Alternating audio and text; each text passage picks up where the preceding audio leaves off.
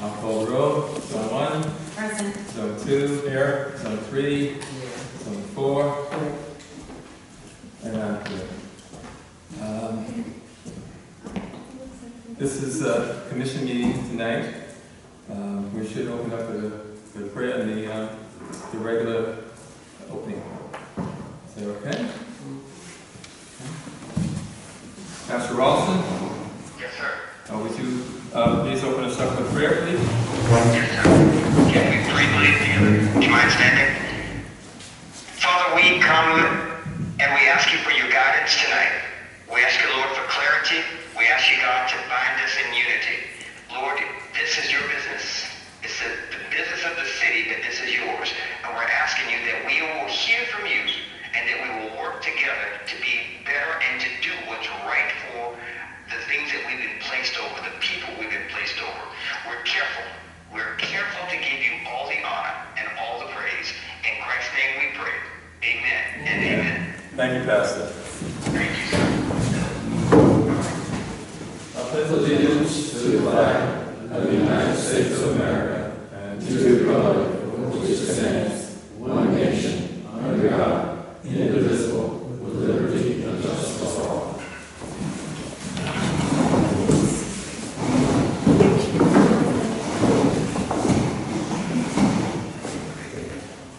Well, yes.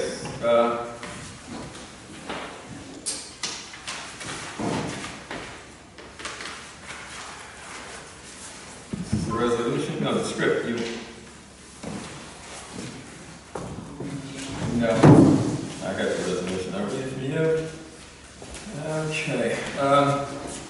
So this is the final budget hearing in September. This was the September 26th. Yeah, changed it. Changed. It's the one from there, so just use You it. just use the days. Okay. This is the final public hearing for the City of Lake Helen's fiscal year 2024 and 2025. Property tax rates and budget. The taxing authority is the City of Lake Helen. Rollback rate is 5.94. No, this is. There you go. Okay. Rollback rate and the percentage change of the rollback rate is 21.94%. The millage rate is to be levied is 7.25. It is now public hearing. It is now open. Recognize any citizens? Mayor? I'll read the resolution. Thank you, sir. I want to read it in its entirety. Resolution number 2024-10. Resolution of the City Commission of the City of Lake Helen of Volusia County, Florida, adopting the final levy of an ad valorem tax for Volusia County for the fiscal year 2024-2025, providing for an effective date. Whereas pursuant to law on August 21st, 2024, the Volusia County Property Appraiser mailed notice of proposed property taxes to each taxpayer listed in the current year's assessment roll, and whereas said notice of proposed property taxes advises the recipients of a public hearing to be conducted by the City Commission on this date for consideration of its adjusted tentative general municipal budget and proposed millage necessary to fund the said budget, and whereas a public hearing has been held as specified in the notice of proposed property taxes in accordance with applicable law, Florida Statute 200.065, whereas the gross taxable value for operating purposes not exempt from taxation within Volusia County has been certified by the County Property Appraiser to the City of Lake Helen as $198,002,470.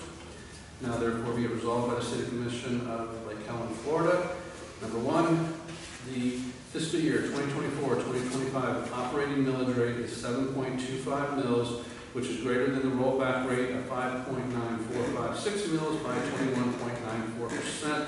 This resolution shall take effect immediately upon its adoption. Okay. Now we open for hearings. Public hearings. I have one blue card. Ron? Yep.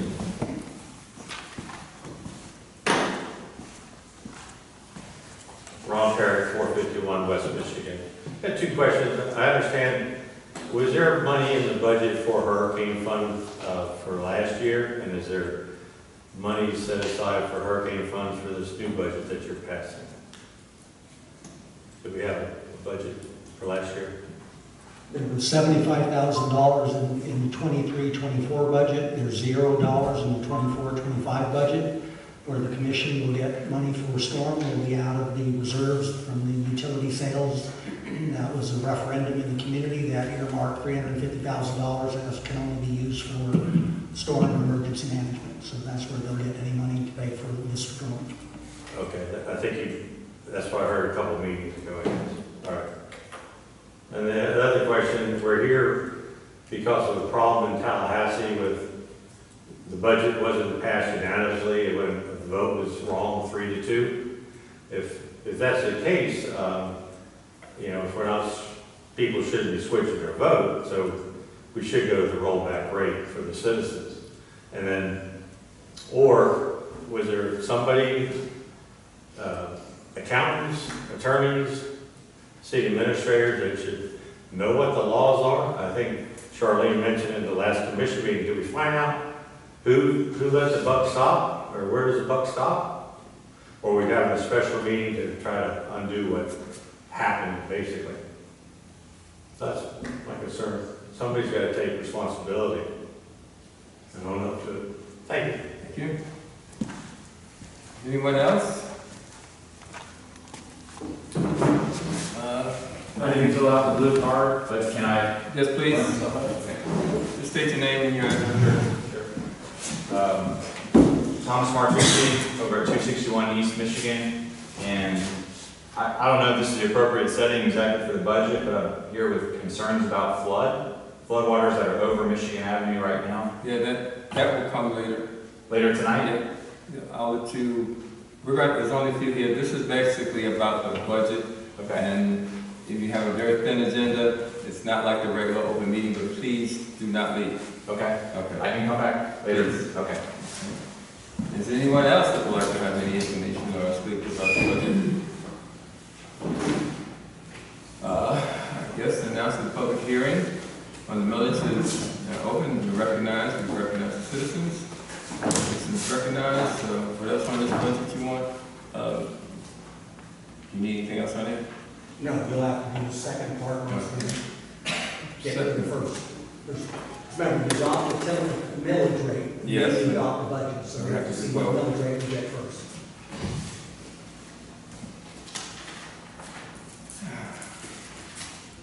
Well, to get the ball rolling, I make a motion that we adopt resolution 2024-10 at the millage rate of 7.25 mils. Second. We have a motion and a second.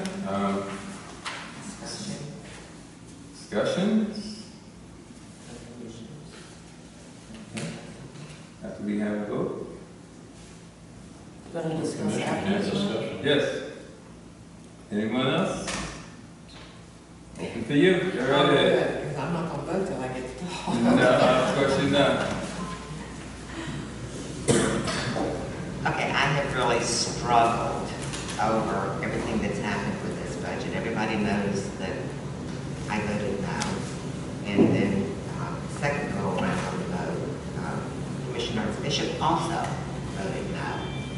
Since we ended up in Tallahassee with a violation, that even made things worse because now we really started to look at, are there any monies that we can move around? Go with the 6.915 rate that we could go with if we don't get the vote tonight.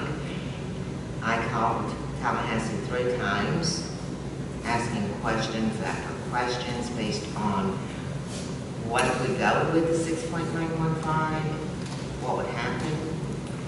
And what I learned is that we would still, the way it works is that we would be at the vote of 725, those monies would go into escrow until next year, and then we could withdraw those monies next year or lower, rather, our tax rate next year.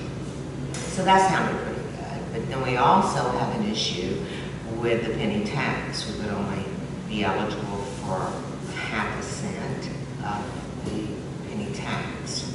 So that kind of puts us in another holding pattern. with everything that's occurred with this hurricane, I'm struggling, really struggling. I'm not happy with 7.25. I would like to say, let's just go to the 6.915, but knowing that money's going to be withheld anyway in escrow till next year, we might as well go ahead and use it this year and hopefully get some work done with the damage that's been done around the city.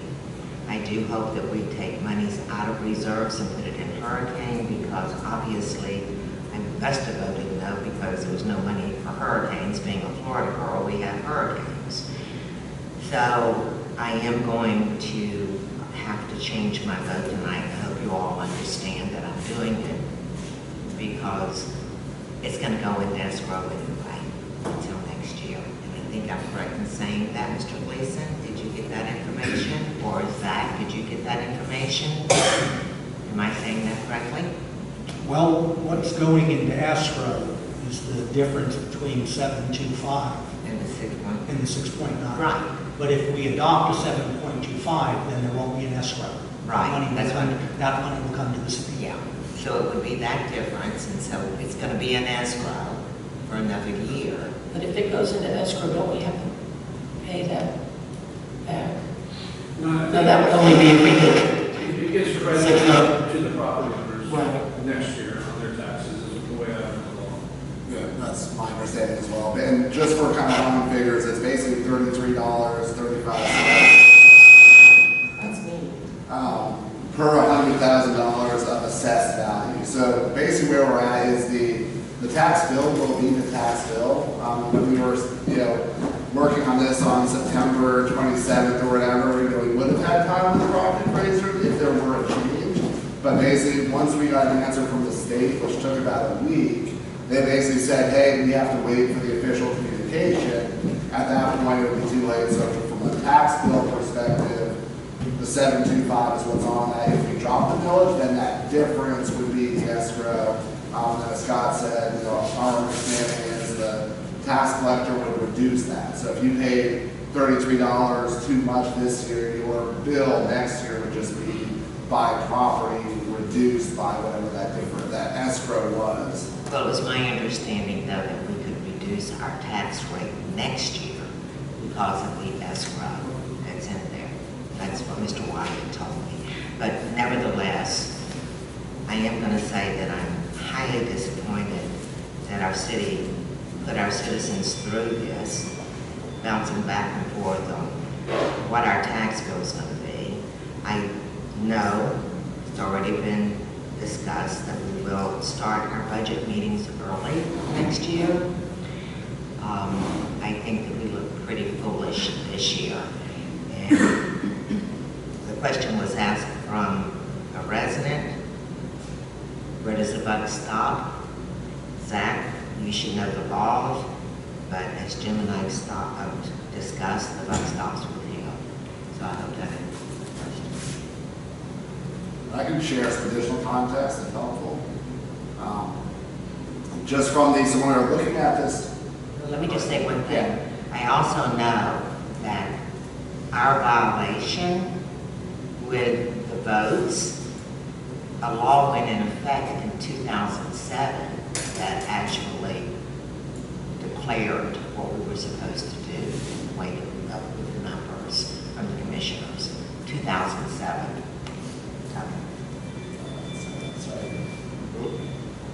All right, yeah, so it was one where we were looking at the next morning after the September 24th meeting, I believe. The trim handbook basically dictates, here's the maximum millage relative to the vote, so that was not an unfamiliar rule. My understanding had been that basically was kind of when we said initially, and then we work our way down.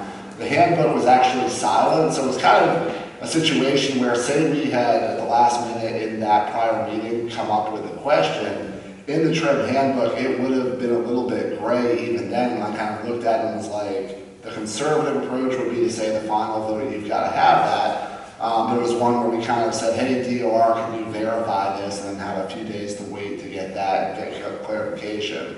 One of my questions even never got answered, which I want to know just for next year, my own reference going forward, was to say, let's say at the 725 we need a 4-1 vote, and let's say hypothetically we had been 3-2 on the first hearing, and then say 4-1 on the second. The trim handbook is ambiguous on does that supermajority vote have to carry through at both hearings. The DOR, when I asked that question, didn't answer that, so that's kind of water under the bridge because we had the 4-1 vote in the first hearing. It's a moot point.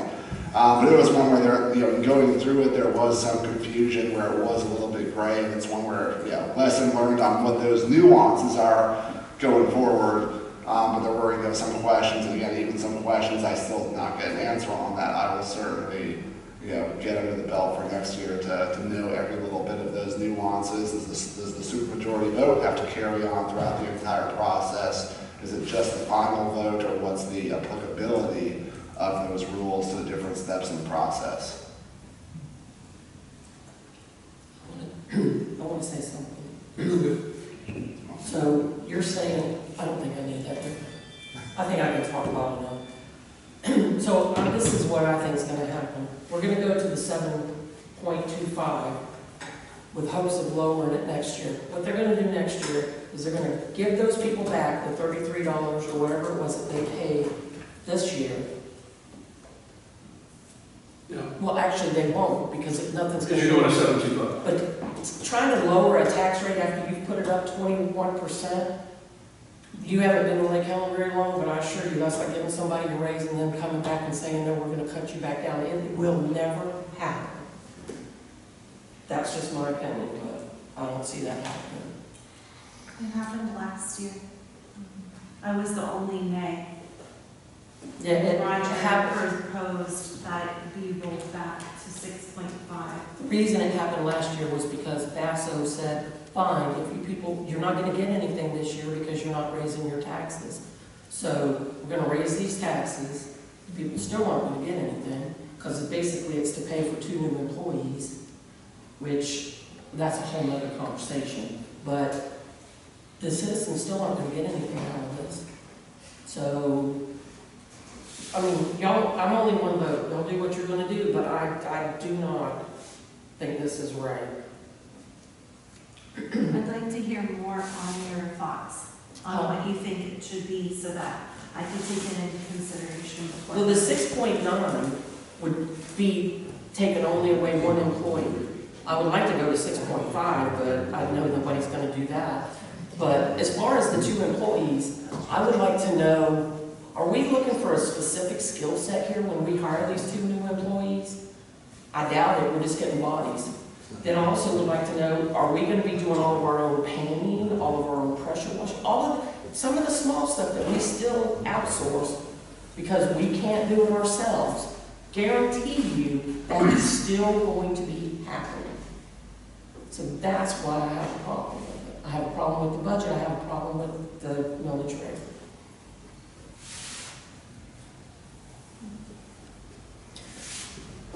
Especially with the flooding that's happening over on High Street. That property might be private property that's flooding, but it ain't just the property that's flooding, it's the city street that is flooded. And that is a health hazard right there. Something should have been done from the last time that street flooded till now to take care of that. But nothing was done. Nothing's ever going to be done. We talk a good game, but that's it. And you say nothing is ever done. Help me out here because I was gone for 2 years.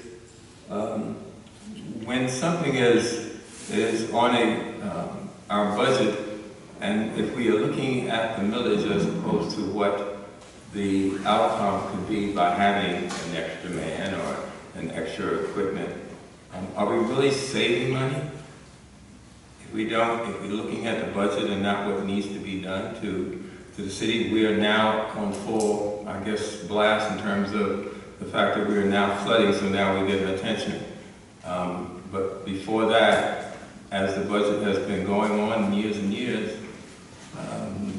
trying to raise a tax for anything has always been like pulling teeth. It only takes a budget I should say crisis, before we begin to look at where we are now? Well, Lake Helen could. We need to cut back on some of we could cut back and have just a small public works department to take care of the looks of the city. But for that type of a situation that we have over there, some of that money, if we did want to raise the millage rate, if we raise this millage rate to 7.2 and cut out those 2 employees and put that money towards trying to do something about stormwater, I'd be all for it. Would that money would that be enough to accommodate? Probably not. Okay, so, But this is the thing. what are the other choices that we have in terms of, now that we know that we have a severe water issue, how do we remediate that problem without either building additional retention ponds, acquiring property that is owned by homeowners? I don't know if eminent domain would be something that we would not have to speak about, but if we have an engineer to look at our city and say, well, with the waterways that we have, and one of the things that we found that the waterways, there are a number of waterways that water moves through the city, whether it's a drought, whether it's a flood, whether it's a hurricane, water is always moving through this city. And when the water is excessive, then that's when the impact that we're having now on roads. We've had roads that have been washed away because now the water that was just a trickle is now a turn. Where is the water on the high street supposed to be going? That would be not for me to say, and that's why we have professionals that I would not be able to answer that question. And I don't think any of us here, unless we have some expertise. But do we think that hiring more employees to do less work because we cannot give them projects to do if there's no money to do the project? Is that the answer? I don't know if it's the answer, but right now, in an emergency, bodies are what we need. Bodies are what we need to do what? Go out there with a bucket and bucket it all? We could get a team of citizens to do that. The one thing I'll say about the floods is probably the most deceptive and the most destructive force of nature. When there is no water, there is no problem. When water comes, then there is the problem. And after the flood is gone, then it goes right back to looking like it used to be. But we remember a few years ago, the biggest issue that we had with the city of Lake Helen, because we were all talking about Lake Helen as the namesake of the city, the lake was drying up.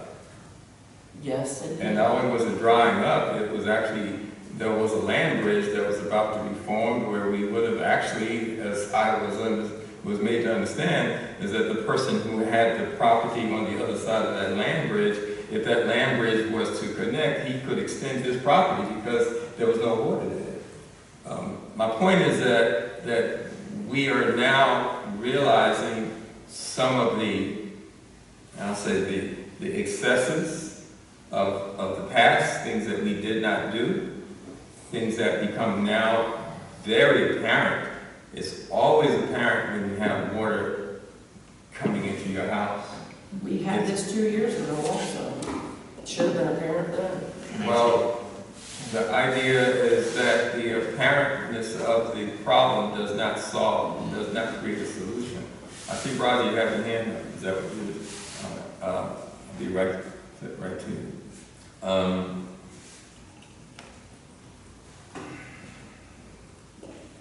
We have an obligation to our citizens who, at this point of this disaster, the first part of the disaster is rescue.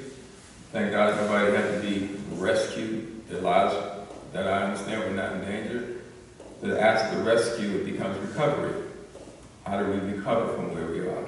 What are the things that we need to think about doing different later?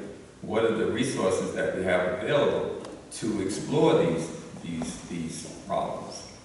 Now is not the time to start throwing darts at a table, at a board, and say we should have done this and should have done that, without having proper guidance, without having the proper information that would make what we do smart moves and not just knee-jerk moves. I begged after the last storm, and I'm gonna throw a lot of this on Lee too. I begged for us to sit down, have a storm plan in place, and see what needed to be addressed immediately. We didn't hold, there was no meetings, we haven't had an emergency meeting since all of this happened this time. It's just, I don't know. Right. Speaking, I just say one thing, and I'm having to agree with Charlene right now. I looked at a 10-inch binder the other day that goes back to, I think, the year 2019 or 2022, with at least 19 projects that must have cost a fortune for an engineer to put it together for us. Oh, yeah. And not one project was started, got halfway finished, or was completed. Now, that seems to be very insignificant because we are in a crisis. So where do we start? Do we forget those 19 projects that we spent so much money for to decide that that's what we're gonna do, didn't do it, and now this commission, as Charlene said, I mean, we haven't had any meetings. Commissioner Rutledge has called for meetings and asked us to be prepared. Not one has been called, not one has been set. So this administration is probably going to go out with no projects on the table. So at some point, somebody's got to say, we've got to sit down and do what's right for the citizens instead of just talking about it, and literally at least start one project so we look like we know what we're talking about. Roger? Years ago, when I started my fire science degree, one of the classes I took to enhance it with earth science. And in that we studied the topography of the earth and the effects the earth has on everything. Lake Helen has a distinction of being on the eastern slope of the, I think it's called the D-Land Ridge or the northeast central Florida Ridge, one of those. And the ridge ends in Deltona with a bunch of fingers and everything. That's why we got all them hilly areas and everything. They create bowls that the water accumulates in, and it flows towards the southeastern direction on the surface. Back when in the 1900s, when we were mostly farmland and ranches, storms would come through, the area would get flooded. But what got flooded? The orange groves. Very few of the houses because they were up on the hills. Then development come in. We became part of the Industrial Revolution in the teens and 20s. We had a brick factory, we had log mills, we had 2 or 3 train tracks running through the town. It made changes to Lake Helen. The flow of the water from the 1900s then started changing. Since that time, we've even had more development, more residentials, and the flow of the water changed. And one of the things it does is when you change the floodplain from years ago and add development, the floodplain, which 100-year floodplain used to be here, you add development, 100-year floodplain is now up here. It increases. So it's an issue that we have to deal with. There's a lot of ways we can do it. Over the past couple of years, couple meetings that I've been to with the TPO and a couple other people talking with them, they've got different ideas that they started in their cities years ago. And I talked with Jim about one of them today, and he was going to look into it, is to find out what our guidance is on commercial development. Do we use the 50-year plan or the 100-year plan for the requirement of stormwater control? Most of the cities have enacted and pushed in the past the 100-year plan because it holds more water than the 50-year plan. So that's one area where we can address it for any commercial coming into town. They will help relieve some of the problem in the future. But that's something that the commission has to get on the board with, have some workshops and get everything addressed to change our ordinances and our codes for development so that we can control it in the future. At the present time, yeah, we do have issues with flooding. There are directions we can go, but we need to work with the county and the state to figure out how to do it properly. Part of the answer is actually going to hurt Betty O's property because she's got the northern part of Deep Creek or whatever branch is called off of Deep Creek that runs through her property. And that's where all the water's trying to get to because that's the only flow out of Lake Helen is going out to that point, then going east down Deep Creek to Lake Monroe. And they're having issues down there. They have roads that got flooded down there by Hardy now because of Deep Creek getting too much water in it. So any water we put anywhere is going to affect somebody else down the road. And that's one of the things the state is restricting, is where you put your water, you're not allowed to affect other people. So we have to do it in a way that's going to have a minimum effect on other people. It's going to take time, it's going to take studies. We now have people on board that can engineer teams that can help us do it correctly this time instead of just haphazardly. And that's what we need to look for to handle those issues. That's going to take some budget requirements. And I'm willing to pull up my britches and bite the bullet or whatever you want to call it to see what we can do to handle it. The budget increases are going to have an impact on me because I only get relief on one piece of property. All the rest of them I pay full price on. So it's going to impact me as much as it is the other citizens, and I realize it.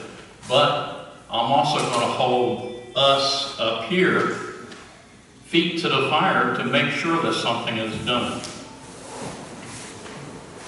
And thank you on that, Roger, because, I mean, having made the studies that you have, keep in mind that 2007 or 8, when they widened 9-4, we went from a 2-lane on each side to a 3-lane.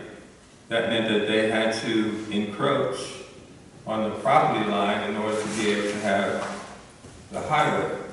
And they did that all the way up back as far as the barrier.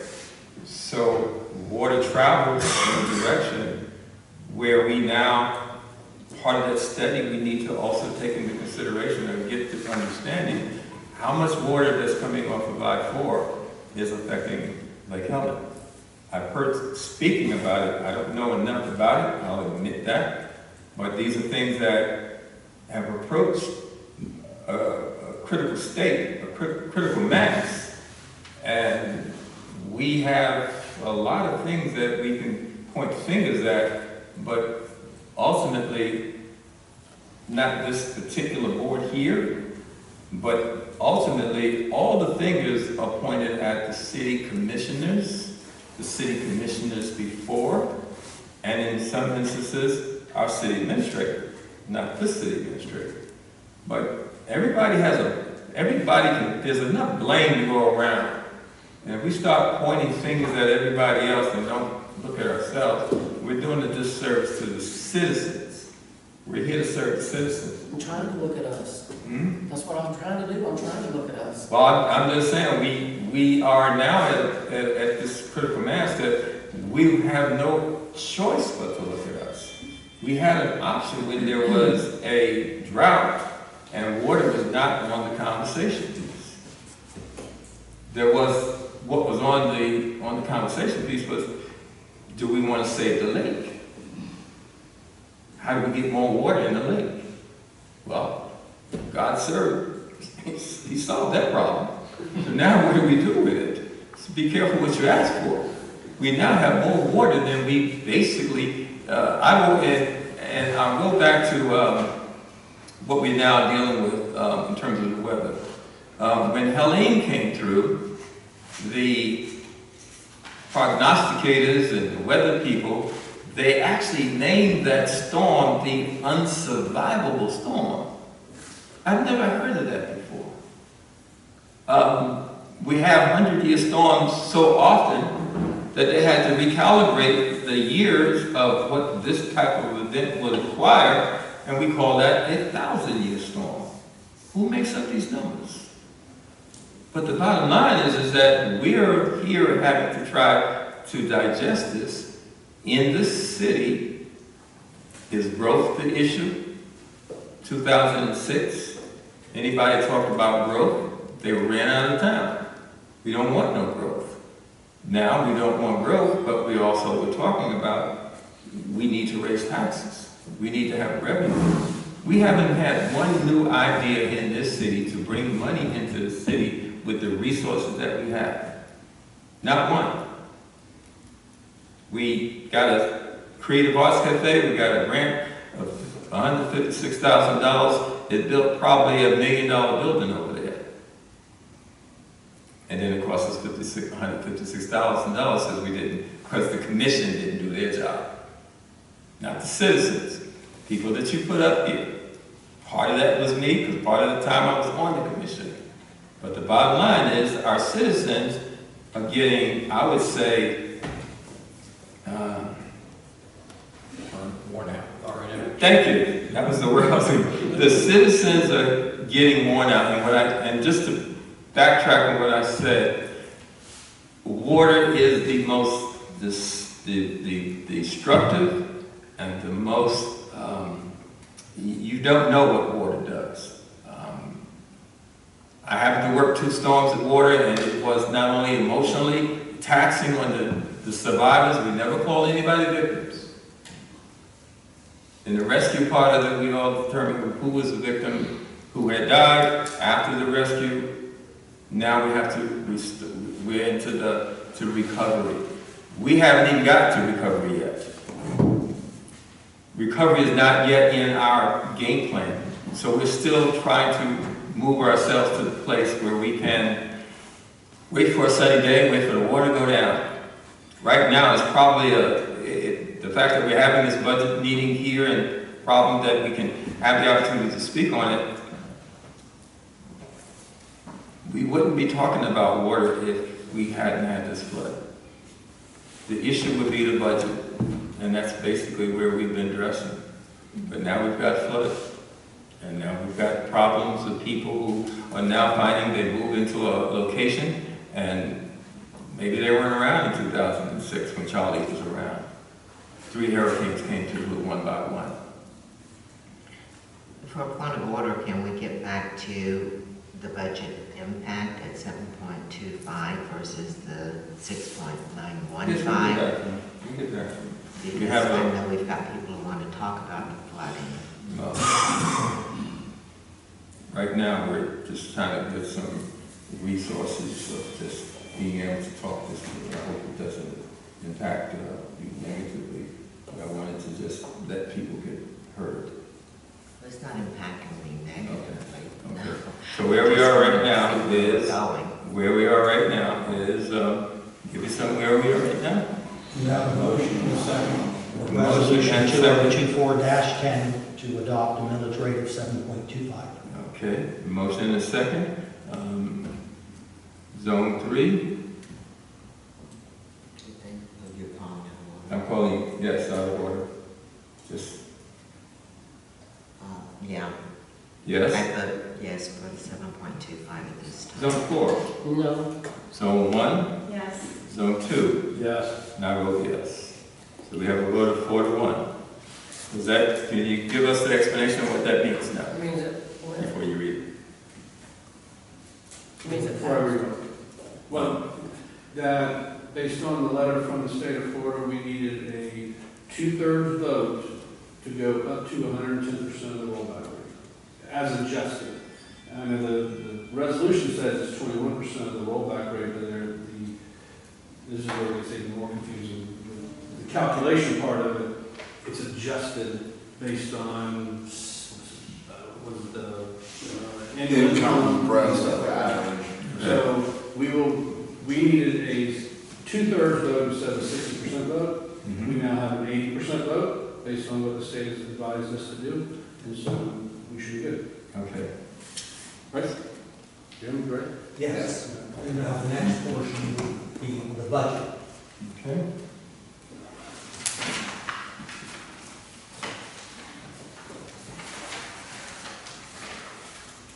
Twenty 24-11. Do you need it? It's not pulling up on me. Yeah, I don't have a resolution in front of that unless it's in that. I'll read the resolution.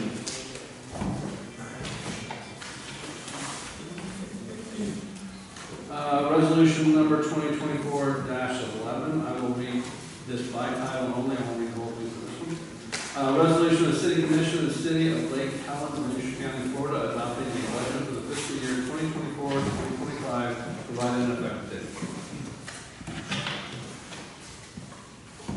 Discussion?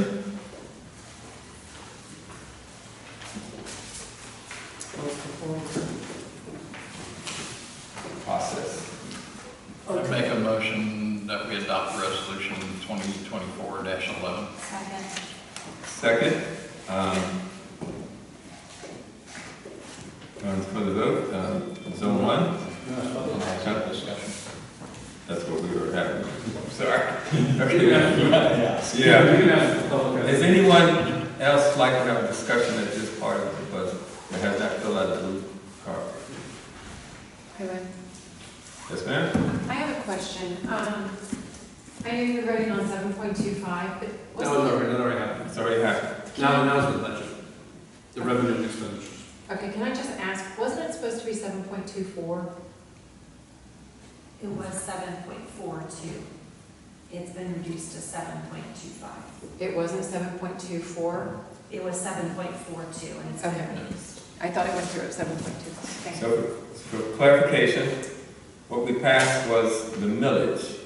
The millage is, I don't know the number, what to call it, and you're multiplying the letter with the X on it, times. So we decided what the millage is going to be, and now we have to fit the budget into what the millage is going to produce. Is that accurate? Yes. Okay. And Nancy, just to answer your question, there was one time where I thought I heard 7.24 also, but there was a little bit of a mix-up when I went back and reviewed it. It was something else that it wasn't 7.24, 7.25. Sorry. I didn't want y'all to send it all through and we have to start back over. It all depends on the tone when somebody says the words that it makes it sound like it may be different.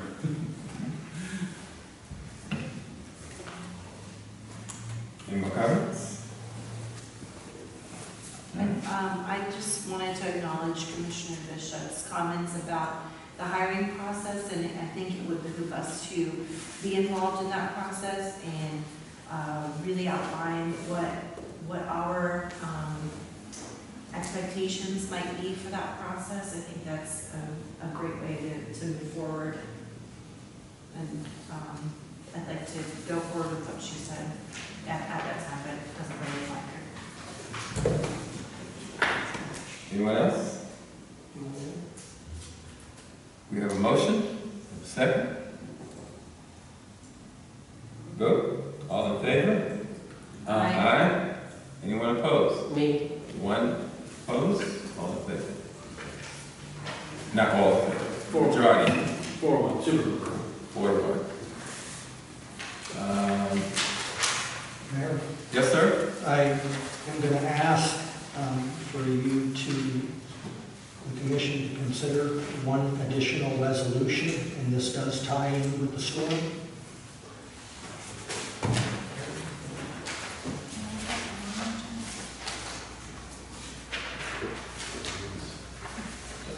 One page each. It's that backside. Volusia County on October 14th waived permit fees for hurricane repair. And while we haven't had any come in as of yet, our recommendation is to follow the same line. So this is a resolution that would waive permit fees for hurricane repair projects that would allow us, or you all authorizing us not to charge. This is copied from the county. Holly, Okay. But the county did theirs. maybe Holly would cover. Yeah, The county's possibly in it. You know, just point out that, there's a limited time period where they have to apply for it, and it's not for contractors, it's for homeowners, and then it's one of the repair work. If you'd allow us a moment to read it in its entirety, that would be awesome. I'm sorry. I'd like the opportunity to read it in its entirety before we vote. Sure. And I apologize, I mean, it would have been on the November one, but knowing that something could come in between now and then, I just thought since we're having this as an opportunity. Could we just read it aloud for the folks in the audience? Would that be? Yes. Resolution. Yes. Oh, there it is. No, sorry. That resolution 2024-13 by title only, first and only reading. The resolution of the City Commission of the City of Lake County, Ocean County, Florida, providing for a temporary waiver of building permit fees for anticipated repairs to building or structures damage caused by Hurricane Milton, providing for an intent and purpose of this resolution, providing for a filing period for eligible building permit application, providing accessibility, providing for effectiveness. Whereas Hurricane Milton has caused extensive damage to properties within the geographic area of the city of Lake County. Whereas the City Commission previously established a schedule of building permit fees by resolution. Whereas in order to expedite repairs required as a result of the anticipated damage caused by Hurricane Milton and to provide relief to property owners suffering from hurricane-related hardships, the City Commission desires to temporarily waive building permit fees for permit applications related to repair such damage. Whereas this resolution was adopted pursuant to the Florida Municipal Home Rule Powers Act, Section 166.222, Florida statutes, and the emergency powers vested in the City Commission pursuant to all applicable laws. Whereas the City Commission hereby finds that this resolution is in the best interest of citizens and businesses of the City of Lake County. Now therefore be it resolved by the City Commission of the City of Lake County, Florida.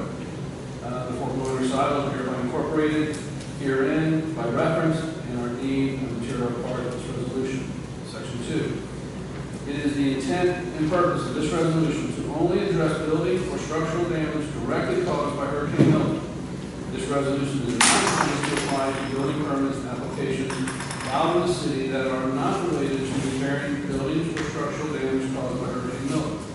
To the extent that a particular building or structure is substantially destroyed by Hurricane Milton and is beyond repair according to the city building official, a new replacement building or structure on the same property as a substantially destroyed building or structure shall be considered a repair for this resolution.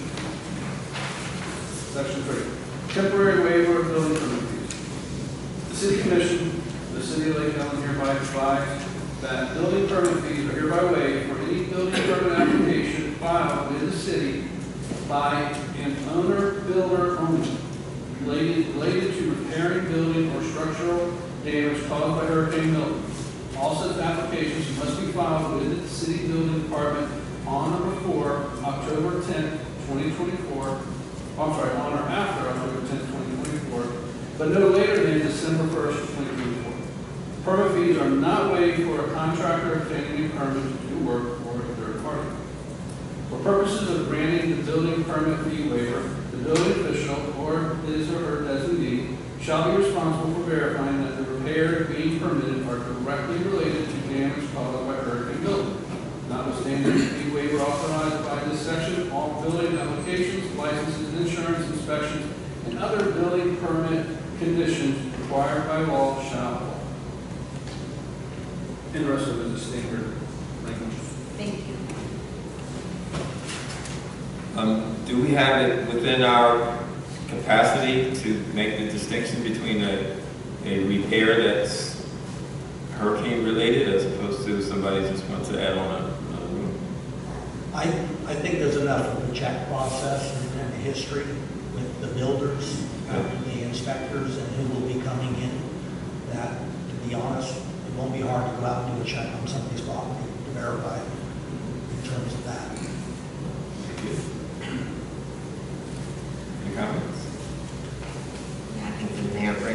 very good point.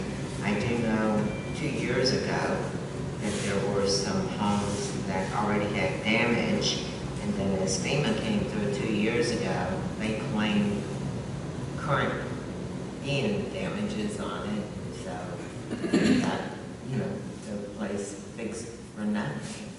So, of course, that was FEMA, that's not on permits. So, I think, how do we just go ahead and do it for everybody, or? Well, this would be specifically related to Milton, so if somebody's coming in and saying, I'm putting up a fence, or I'm building a screen room. Oh, well, yeah. That's not it. Yeah, like I'm getting ready to do. If your screen room was destroyed, you know, your fence was destroyed, or, you know, in terms of that, then that would be the homeowner applying for the application, and we can go through a verification process. And if it's a roof. Well, yeah, but, you know, if they've had an insurance company come out and tell them their roof is going to get replaced, okay, then they will have documentation to be able to say that they've gotten a report from their insurance adjuster. And we all know insurance companies can do everything they can to deny every claim. So if someone gets a permit for a roof, they probably need one more than. That kind of answered my own question, actually, because if you are applying for a damage, a tree fell at my house, so the insurance company has a claim. That claim can be inserted into the application by the builder that's going to repair that. Yeah. I mean, by the homeowner that's going to act. And we're just talking the application fee. So, I mean, The county has an email that went out, a press release. It says to qualify for fee waiver, applicants must submit proof of damage. Acceptable forms of verification include photographs of damaged property, written verification from an insurance adjuster, written verification from a licensed architect, engineer, or contractor, written verification from a county official. So perhaps that would be. That should be sufficient, yeah, and those would be what we're anticipating. Meaning somebody just can't walk in and say, I get a free permit. No, we need to see that documentation. Further comment? And in answer to yours, after that fiasco that FEMA went through a few years back, they changed their standards now. And they actually, pretty similar to what Heather just read, they want documentation to show, and they will actually research through to see if somebody's claiming hold or at the current storm that they're applying to. They changed their standard. They're more strict than what they used to be. Mr. Simpson, we had a conversation about that. Sometimes they come out 3 times and look at it. Okay. So at that point, do we have any motions? I make a motion we adopt resolution 2024-13. Second. Motion moved in second. All in favor? Aye. Discussion? We got the people. I'm so sorry. I'm sorry. Is anyone like to have any discussion on what we just now read in terms of what we're motioning on to vote on? Hearing none? Now I'll ask for the vote. All in favor? Aye. Any opposed? No opposes? All in favor? Motion passed and second.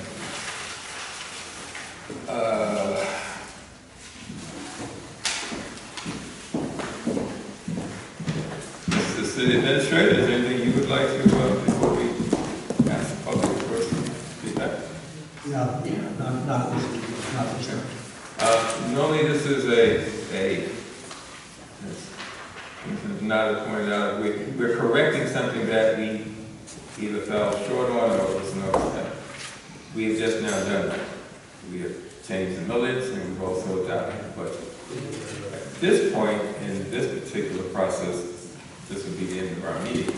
But since there are people here, if you'd like to have something to say, I mean, there's not a lot of this, so it's, I think it would be a good opportunity to have, if you have something you want to say, you want to bring up to the commission, share what your experiences were, or something. I want to hear this thing on I do this too. flood issue. Yes. All right, let's go to you. Want me to start with the play first? And would you state your name again? Yeah, sure. Thomas Martucci. I live at 261 East Michigan. Not much of a microphone guy. So, first, thank you. Thank you for taking this even into consideration. This is obviously serious for all the residents on High Street. I'm driving through flooded waters every day. My house is on an island off of Michigan. My neighbor, he's elderly. The water's within 5-6 feet of his door, so not as bad as High Street, but a problem nonetheless. There are a lot of great things said here. I was trying to jot them down as fast as I could.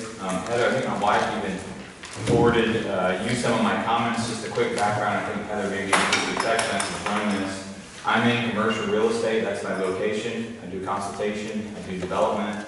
I'm not an engineer, but I'm pretty well versed in water and retention. I look at this stuff every day, and there's a lot going on that concerns me. I voiced this to Mr. Gleason about the pumping that was being considered. I don't know if it was ever started up on Highland.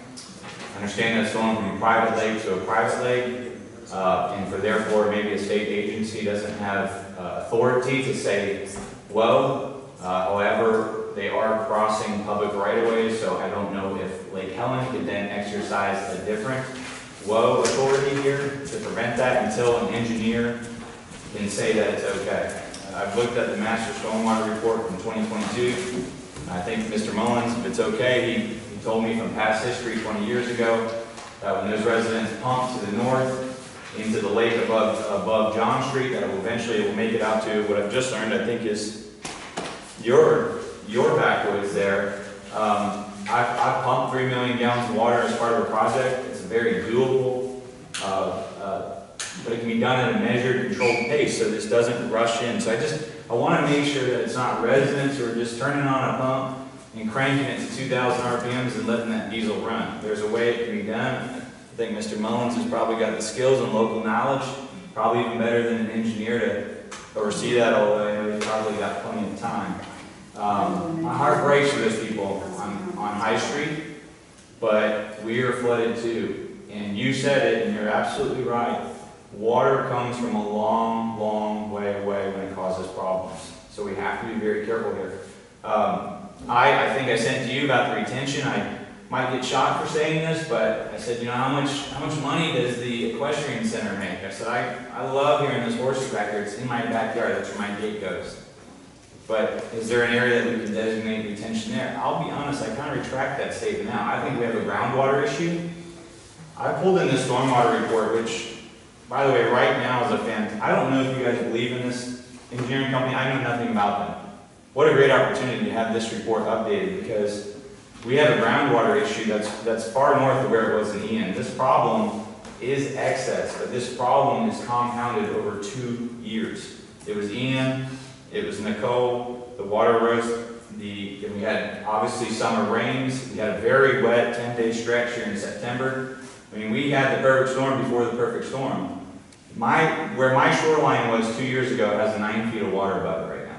My shoreline has come up 120 feet on Lake Harlan, and it's now in my drain field. So I think we need immediate relief, and then we have a stormwater plan that I think doesn't work, at least for my area. If you pull this stormwater, there's a $340,000 summary of cost to enlarge a equalizer pipe that runs under Michigan between Lake Helen. That would be irrelevant today because the Michigan Avenue's got 16 inches of water over it right now. We're catching bass in the road. So if Harlan, a retention pond may work on High Street because they have a 70-foot elevation up there. There may be a way to get that water to a pond and it holds above the water table. That's not going to work down where we're at. The water table is the water table and it's up right now. But how do we take a closed basin and get rid of the water? And there's probably a legal barrier to entry there that's greater than the physical barrier. You can see the daisy chain of pumps on I-4. It's very doable. Those pumps aren't that expensive. We could rent it. I understand. I think Mr. Gleason and I talked about this. Obviously, you'd have to probably get state approval. You'd have to get St. John's River Water Management District approval. I understand those challenges. My request, because you're exactly right, They'll probably say no because all the water's trying to go to the same place, but maybe they say no today. But I would just encourage you guys, please, for our sake, strive. If they say no today, try again in November. When that soil is perking and it creates capacity, let's try again. Maybe we can, because this water in Lake Helen and Lake Harlan is not, in Christmas, we're going to be driving through flooded waters. I believe that. That's all Samsula muck that's out there. It's got a 1% perk rate. That water's going nowhere. And I'm sorry I'm going long, but then the problem compounds. There's lime rock under that road that's going to soften. The asphalt's going to crack. I think it's already happening on Tangerine. So if there is a way legally, I'd love to put my cowboy hat on and just do it in the middle of the night. But if there's a way to do it legally, we got to try to get even 12 inches of water when we get our roads back. In that 60-acre area, it's about 20 million gallons of water. That's not a big number. It sounds big. It's not a big number for these pumps. And it's not a huge cost. Now, next year, 2 years later, because I do believe this problem is Milton, but it's Milton on top of all these other storms over a 2-year span. We're in Florida. We're going to get more storms. We know it. And you're right. We did have a drought season. We're going to have another one of those in the next 20 years. But right now, what we're staring at is a water table at 15.5 feet. And it's going to perk very, very slow, at least on my part of town. I mean, look how fast it's moving south of Kicklighter there on Lake Macy. Or if you're out in Ohio and you can get to Deep Creek, it's gone. The water's gone. I mean, it's drained out because it's not a closed basin. And then last thing I'll say, going back to the change on the building code, absolutely, absolutely, absolutely. The standard is for retention for commercial projects is 25-year hold when you have an open basin. We have a bunch of closed basins around here, or an open basin dumps into a closed basin, eventually becomes a closed basin. Everything should be built to, I love Lake Helen. I've loved this place, and I've only been here 2.5 years. And I love that there's not a lot of development, but we need it, okay? We need it, but we need smart development, and we need even smarter retention. So if you're doing workshops, I'd love to know about them. I'd even love to participate. I'm pretty easy going, so thank you. Thank you very much for your consideration of this. I hope, for the sake of all the flooded residents, that we can find a temporary pumping solution, you know, and then maybe even something eventual. But I won't take any more time, but there's a Lake Helen recommendation about $338,000 in stormwater. Come on over, I'll grill some burgers or something, we'll have dinner, I'll take you for a walk, and let me tell you why. Let's throw that part in the trash and do something different, okay? All right, thank you. Before you go, Sure, we don't want you to leave. Okay. Is it a requirement that the people who live in a house have to deal with real estate, because the previous owner dealt with real estate also? Well, It used to be, my daughter got married in your backyard. you're talking, oh, yeah, okay, well. And the wedding. Shaky water seats today. Is it, anything about Mr. Scott? He was Scott Liesel? He was a AC guy. Yeah. It might have been, yeah. Yeah. His wife passed away. and he- Okay, yes. But anyway, I think the plan that you got there is the one that references for them to develop a master plan. If you can, request from the city a copy of our stormwater master plan that talks about the Lake Harlan Basin. Yep. And in the plan, it is to put in a gravity overflow system to take it to the ball fields, sports arena area, because that's lower Yes. than residence. Yes. And would hold some of the water temporarily until it percolated down.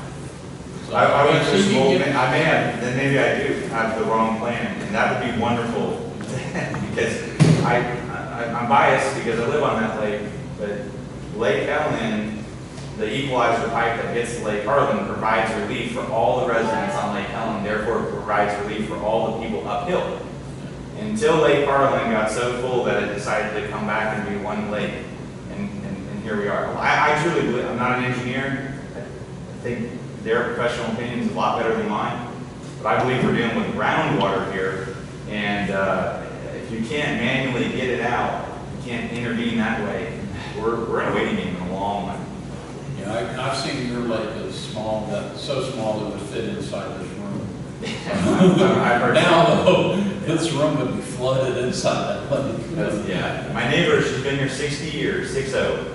And she said she's seen Michigan flood over plenty, but when it was dirt. Yeah. I obviously wasn't here for that. She said she's never seen it this high. So. You touched on a point that the tree in my backyard, this is my neighbor's yard, it fell over. The interesting thing about it is that at the base of the tree there were no roots. It was a large oak tree. I later learned that because the ground table was so shallow that the oak trees don't have the tap root to go down looking for water, so they go sideways. So the roots are now going where the water table is, as opposed to the tree surviving by going down to where they can find it. And I think besides what we're having as a water issue with the high ground table, we're also going to have, in storms falling, more trees falling. There are going to be more trees in the road. There are going to be more damage from just the fact that we have oak trees, large oak trees. I'm not familiar, but oak tree is not a native plant of Florida. I'm not sure, but you're exactly right. In fact, I appreciate you bringing that up, because as we think about future costs that are related, even once the water goes down, though I have just in my yard, I have several trees around the bend in Michigan. They're going to drown. They will. They're not cypress. They're not meant to be in the water. They're going to drown. They're mature trees. When they fall, one's going to fall on my fence, one's going to fall in Michigan, one's going to fall on the power line. And by the way, Florida law works. Whoever falls is somebody's responsible. Either way, it's going to be bad for all of us. Since I moved in 2 years, I've lost 22 trees. So I've been chainsawing pretty good, but that's going to continue. One of the trees I took out was a very mature oak that survived all of these storms and drowned 9 months later and became a widowmaker, so we had to take it out. So it's a real issue. One of the things that I'm getting some of this information from, there was a gentleman who lived in our community. His name was Joe Smith. And Joe Smith, who was Olivia Cherry's father-in-law, Queen Cherry's was his daughter. It seems that back in the early 1800s, the county was paying people 50 cents off of their taxes for every oak tree that they planted. And the reason that this has come to pass is because when I moved here after that 100-year aging of the trees, which is about 100 years. So one of the storms that we had, I forget the name of it, the trees fell in Lake Helen like toothpicks. Yeah. So when you've taken that in consideration, that beside the water, and taking into consideration ground table, and you have trees on those very lovely trees, but they're not going to be in standing so at some point, I guess I would say it this way, when we have our public works to go by, and one of the things that they do is that they cut back the trees. And they cut back the trees in ways that we won't have, where we can remove those trees. So that should be also part of our process when we're talking about water, is that we also take into consideration that what the trees does creates probably more as much problems as water. But I thank you for your comments, and you probably have been the most inspiring thing that I've heard in the last 2 weeks. So I'm sure you're getting a lot of calls. I've been the grumpy old man on my street trying to keep the teenagers from treating it like a swamp buggy race. With the process that you bring to it, you bring something that I think that it can give some comfort. This can be a blessing. We're now highly focused on this, and we can make this better. This is Florida. This water is going to happen again. Hopefully not for another 20 years. Maybe we'll get a drought in between, and we'll have something else to complain about. But thank you for taking this seriously. Appreciate it. Thank you for your comments. I did share them with the city administrator right away. And so every suggestion I'm getting, I'm sending their way. He's probably so overwhelmed with comments, but. Yeah. And we had a very nice phone call. Yeah. Good, very good. I'm glad to hear that. And, it's something that I think we all deeply care about right now. We're very hyper-focused on it, of course, but a little shameless plug. Arbor Day, native trees are very important. So come get them in January. But also, with stormwater, the master plan, something that I have wanted to add from the beginning. And I think now is as good a time as any to speak about it, is native vegetation. We brought that forward a couple of times in this conversation, but it is a critical piece of our history, and holding water in these type of events, it would be very instrumental. The roots can hold so much more water than just grass or trees that are not native. So, you know, that's a more of a long-term solution, but hopefully we can find an immediate solution, because I recognize how damaging that is to have that water sit there. Can I pick your brain on one other thing? You said I can try. You're in commercial real estate. Yes, sir. Okay. Where there are retention ponds and there are aeration, can you speak to anything about? I can tell you that I'm running 2 aerators right now. I'm thankful that I am. I do believe that they do help with evaporation. I mean, it's a big lake for a couple little aerators, but I mean, if everybody had them, yeah, I think you are assisting the problem. I think you're doing more than just that, though. There's other benefits. You're obviously oxygenating the water it's using. So for any wildlife that's in there, that's healthy. Any stagnation on the surface, you're going to cause it to move. That's a healthier body of water. That was my primary purpose, but at this point, my secondary and what I would like to be my primary is the evaporation. They're far more cost effective than a fountain, although a fountain would probably even do better with evaporation.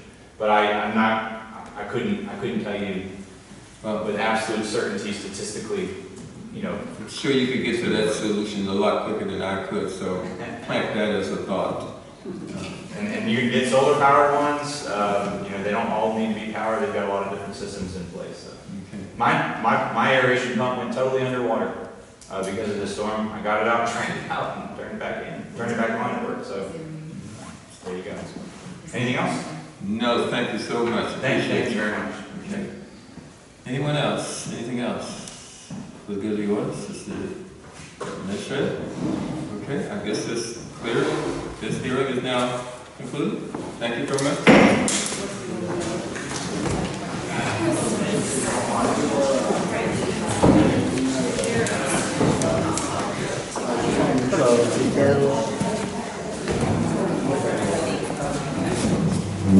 So,